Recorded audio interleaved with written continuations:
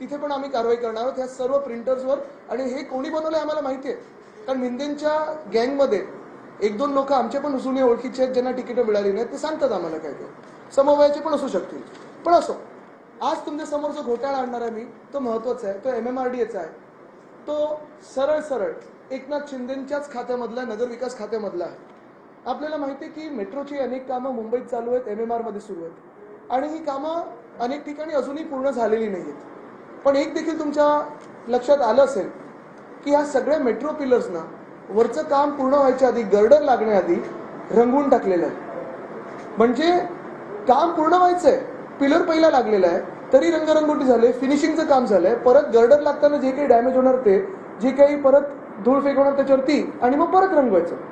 पण हेच करत असताना रंग कुठचे वापरलेले आहेत, एस्केलेशन कितीचं दिलंय, हे जर पाहिजे असेल तर हे आहे 26/12/2022 MMRDAचं पत्र. हे आणि हे दोन्ही पत्र 26/12/2022 आहेत.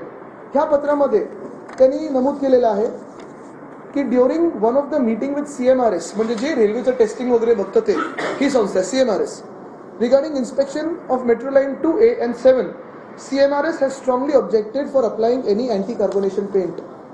पण हे पेंट जे आत्ता, हेच पेंट बरोबर ह्या 2024च्या साधारणपणे तुम्हाला सांगतो 4/10/2024 ऑक्टोबरमध्ये मान्यता मिळाली एस्केलेशनसाठी. आणि हे पेंट लावायचं म्हणजे जिथे काम पूर्ण न झालं, तुम्ही मला सांगा, तुमचं घर बनवताना असेल, कुठचंही काही भिंत पण बनवताना असेल, अर्धवट कामावर कोणी रंगरंगोटी करतं का? या अर्धवट कामांवर रंगरंगोटी करण्यासाठी जवळपास 74,41,92,179 रुपये वापरले गेलेत. हे एस्केलेशन आहे, 74 कोटी. म्हणजे तुम्ही विचार करा, ह्यांना BSCला पैसे द्यायला पैसे नाहीत, जुनी पेन्शन योजनेला पैसे नाहीत, पगार असतील, ग्रॅच्युइटी असेल पेन्शन नाही, दिवाळी बोनस असेल पैसे नाही, पोलीस हाऊसिंगसाठी पैसे नाहीत, सोयाबीनला 7,000 पैसे नाहीत, कापसासाठी पैसे नाहीत, असं भाजपने एकनाथ शिंदेंचं सतत म्हणणं राहिलेलं आहे. मग नेमकं हे एस्केलेशनसाठी इथे 74 कोटी असतील, पुण्यामध्ये तो मध्ये काय मास ट्रान्झिट रोड होता, 20,000 कोटीचं एस्केलेशन असेल, मुंबई पुणा मिसिंग लिंकवर 6,500 कोटीचं एस्केलेशन असेल. हे एस्केलेशनचे पैसे नेमके कशासाठी, कोणासाठी, कोण देते सुप्रमा, आणि हा घोटाळा नाही तर अजून काय आहे, हा प्रश्न आहे. आमचं सरकार 23 तारखेला बनल्यानंतर, महाविकास आघाडीचं सरकार 23 तारखेला बनल्यानंतर ह्या सगळ्या जे काही घोटाळे आहेत त्याच्यात चौकशी आता करू, पण जे कोणी दोषी असतील त्यांच्यावर कडक कारवाई करू. या संदर्भात बरंचसं पत्र दाखवलेलं आहे की जो कलर द्यायला पाहिजे होता तो दिला गेला नाही, आमच्या सांगितलं. पण हा जो किंवा काम पूर्ण होण्याअगोदर का कलर दिला जातो, हेच महत्वाचं आहे ना. म्हणजे हे कुठचं लॉजिक आहे की संपूर्ण काम होण्याच्या आधीच तुम्ही रंगरंगोटीला सुरू करता आणि फिनिशिंग करता. आता म्हणजे इथेच बाहेर जर पाहिलं आपण, BKC मधून जी मेट्रो जाते ती देखील अर्धवट आहे, अजून पूर्ण झालेली नाहीये. लाईन 6 असेल, अर्धवट आहे. पण रंगरंगोटी करण्याची गरज काय?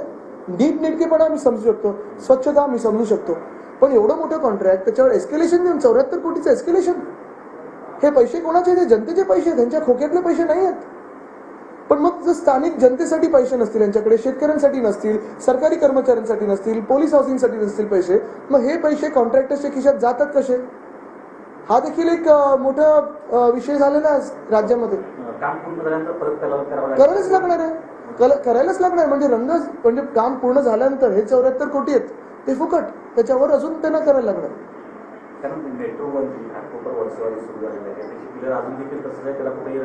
बघा, मी ह्याला पण ऑब्जेक्शन घेत नाही. रंगोटी करायची नाही करायची, एस्थेटिक काय ठेवायचे, कलर स्कीम काय ठेवायचे, हा निर्णय टेक्निकल असतो आणि एस्थेटिक वाईज असतो. पण काम पूर्ण व्हायच्या आधी तुम्ही फिनिशिंगचं टेंडर काढता आणि 74 कोटी त्याचं जोडून टाकता. हे कसं, कुठचं राज्य आहे, कसं चालतं हे शासन? ह्याच्यात फायनान्स मिनिस्ट्रीने काही लिहिलंय की नाही की हे एकनाथ शिंदेचं खातं म्हणून कोणी काही लिहित नाहीये, नुसतं सगळे खात्यात. आज एक धक्कादायक चीज सबके सामने लाना चाहता हूँ. मुंबई में काफी सारे मेट्रो वर्क्स चल रहे हैं और इन्हीं मेट्रो वर्क्स में मेट्रो का काम पूरा होने से पहले भी, गर्डर लॉन्चिंग होने से पहले भी टेंडर निकाले गए हैं लगभग 74 करोड़ के, 74 करोड़ के. और इन्हीं 74 करोड़ में जो पैसा उड़ाया जा रहा है वो कॉन्ट्रैक्टर्स को उड़ाया जा रहा है. आज जो भाजपा सरकार है, एकनाथ शिंदे सरकार है, कहती है किसानों के लिए कोई अगर तकलीफ हो तो मदद करने के लिए पैसा नहीं है, पुलिस हाउसिंग के लिए कहते हैं पैसा नहीं है, ओल्ड पेंशन स्कीम के लिए पैसे नहीं है.